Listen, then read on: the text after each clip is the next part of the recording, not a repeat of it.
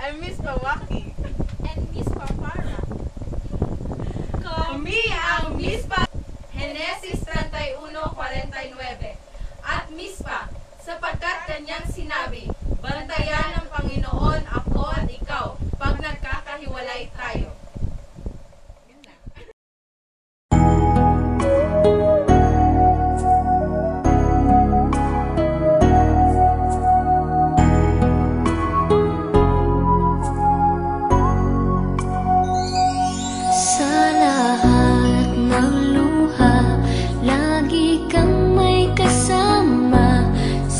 Gitna ng ulan, karamay mo ako, kaibigan, sa tatahakin mong daan. Di kita iiwan, di ka na mag-iisa, kaibigan.